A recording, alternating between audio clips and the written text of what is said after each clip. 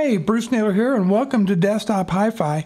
Today's video is all about a review of the D&A Alpha Pro DAC and headphone amplifier. And I want to thank APOS for sending this to me for review on loan. However, all opinions are my own, and no one's reviewed this video prior to posting.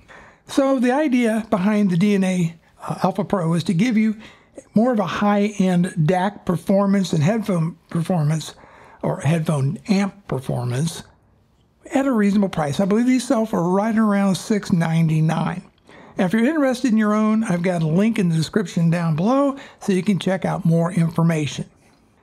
For testing purposes, I use the DAC with the WiiM Pro Plus streamer and the HIFIMAN HE1000 headphones. I use it for its intended purpose, which is a desktop solution to listen to your music, video games, movies, TV, etc. Via USB, for example, hooked up to your computer. But there's also other inputs, and we'll go into that in just a few minutes. For music, well, I listen to a lot of classic rock, and of course some of the usuals, right? But also, I want to talk just briefly about this album from Laufey. It's called A Matter of Time. And I think this was an absolutely outstanding CD to listen to for the dynamic punch, as far as the detail. This is a wonderful album. I cannot recommend that you give this a listen. It's a great track for tones, dynamics, vocals. So check out the Laufey's A Matter of Time. Now, as far as the unboxing experience, it comes double boxed, but they did a great job with it. It's packaged like a premium DAC headphone amplifier would be. And in the box, you're going to get the user manual. There's a IEC power cord. There's a USB cable. And then finally, you get the DAC amplifier itself. There you go. That's what comes in the box. Now, I got to tell you, obviously, this is a very different looking device than a lot of DAC headphone amplifier combinations. It's got a nice translucent cover on the front. Nice looking LED lights effects on here. There's no filters to deal with, so you couldn't ask for something simpler to use, in my opinion. Nice all metal construction on here, except for this right up front, which is really nice. Okay. All metal construction. Okay, starting at the very top, this little indicator up here, that lets you know whether the power is on or if you're in standby mode. If you're in standby mode, it'll turn orange. You have a 4-pin balanced headphone connection. You have a 6.35 millimeter headphone jack, and then there's a 4.4 millimeter headphone jack as well. Then you have these 4 different buttons.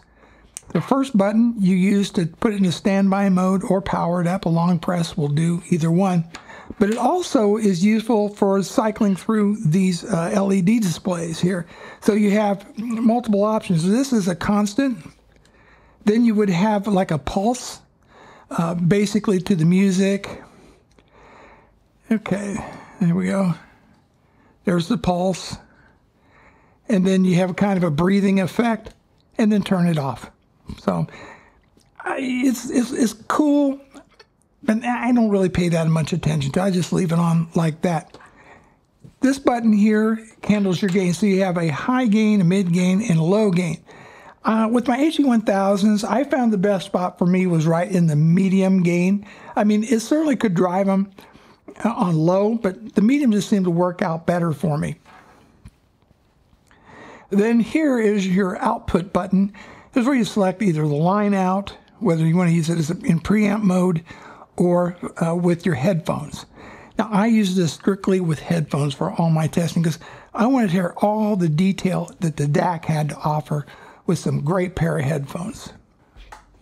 This button here, mode, well, that is for selecting your inputs, USB, optical coax, line in, and Bluetooth. So you can use this with the stream music via Bluetooth.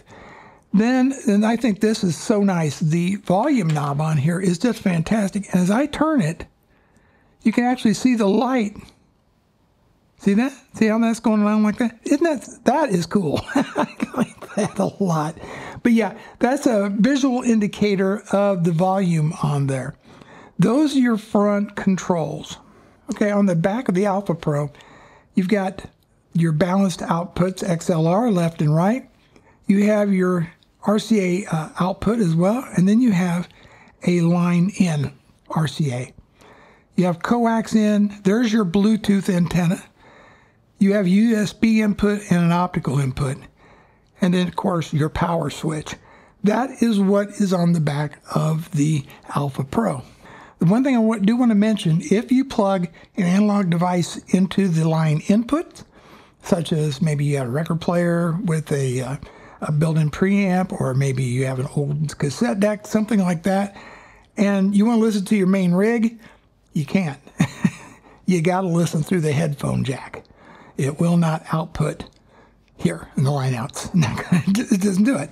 At least I couldn't get to do it, and when I've been reading online, others have had that issue as well. But other than that, that's what's on the back. Okay, let's talk about some of the features and the highlights of the Alpha Pro. Well, first, you're getting a really flagship DAC chip in there. It's the ESS 9039MS Pro.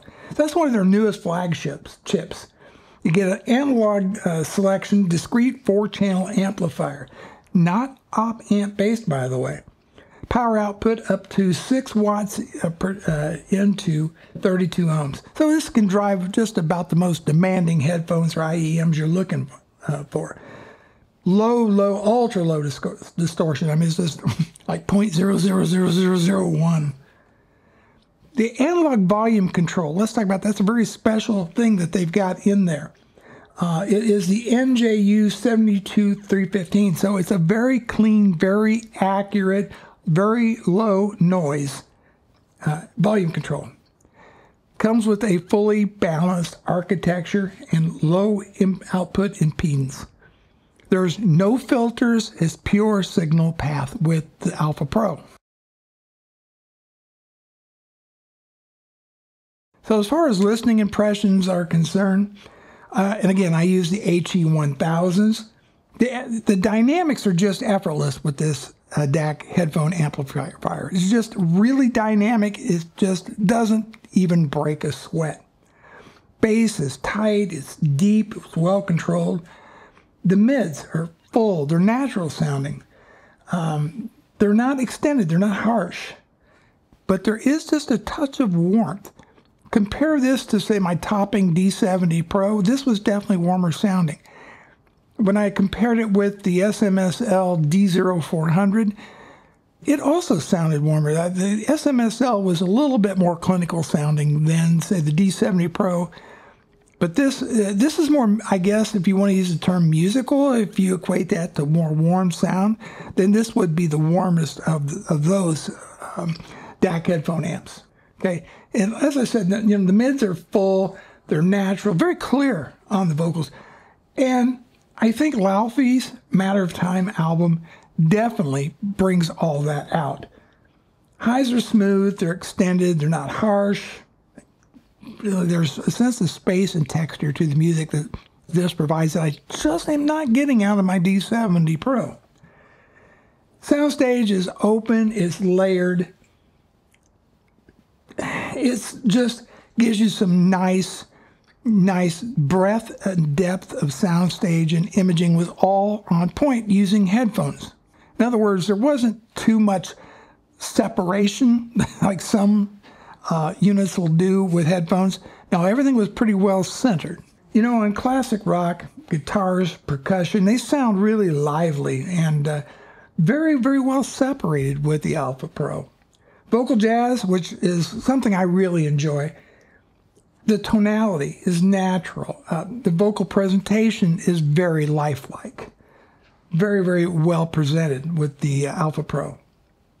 So overall, it's clean, detailed, but slightly on the warm side. Not so forward as to, kind of drown everything else out, but rather just give you that nice warmth. So you could say it's musical, if that's the term you want to use, but not a sterile sounding DAC headphone amplifier.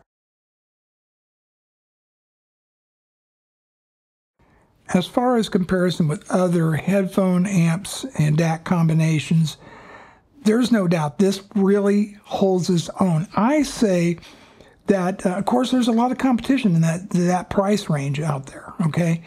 And it doesn't have quite the same. I'm sure the question is going to come, hey, Bruce, how's this compare with an R2R based DAC? You said it was warm sounding. Well, so does R2R.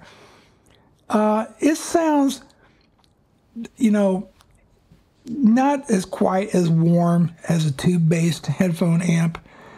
I would put it more on par closer to R2R, but not quite. It's still in between, you know, a Sabre or, you know, a Delta Sigma DAC and an R2R. Let's put it that way. That's the best I can come up with. I'm sure some of you might be curious, how do you tell what the frequency is right on here? Well, they use some different color effects on here, so anything below 192 kilohertz would be white. Anything above 192 would be red. If you're using MQA, you get red, green, and magenta colors. And then on DSD, if you're decoding DSD, it will be orange. So I just wanted to point that out to you. So you have to kind of remember the color combination as opposed to having a number showing you what's going on. So let's just talk about some of the pros and cons of the Alpha Pro. First off, the build quality is really, really solid on here. You can see I'm comparing it size-wise to a CD case. You can see it's not enormous. It's got some heft to it weight-wise because it is all metal. It's pretty solid made.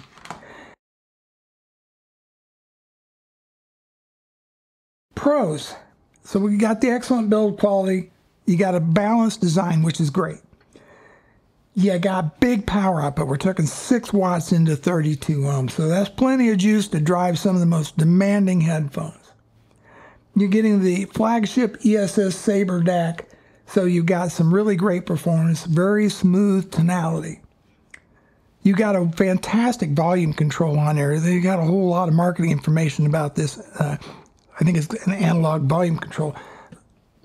Simple, no fuss operation. Yes, it's pretty much plug and play. And I evaluated this unit exactly as it's intended by the manufacturer's intended use. Well, let's talk about the cons real quick.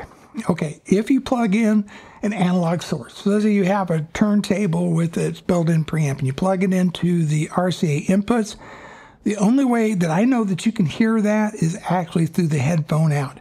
You can't, it will not work with the line out. It just won't. So keep that in mind. So any analog device line in you plug in, analog RCA, you're going to have to listen to it through the headphones. Now, some of you might not like the fact that it doesn't come with any filters. Fair enough. But I think that's the selling point. I think it keeps it very, very simple. There is Bluetooth, but there is no remote control included. And that's not, I think they should include a remote control. I really do. Other than that, I can't really think of any other cons. Well, to wrap this up, the Alpha Pro really did impress me, okay? It's powerful. I think it's refined. It's dead quiet. And it does pair really nicely with high-end headphones. I mean, the HiFiMan HE1000s are fantastic because it brings the music to life. And it doesn't add a lot of harshness to it, or any at all, really. As I said, keep in mind, analog in, you got to use the headphone out. But other than that, that is my review of the Alpha Pro by D&A. Thank you so much for watching, and I'll see you in the next video.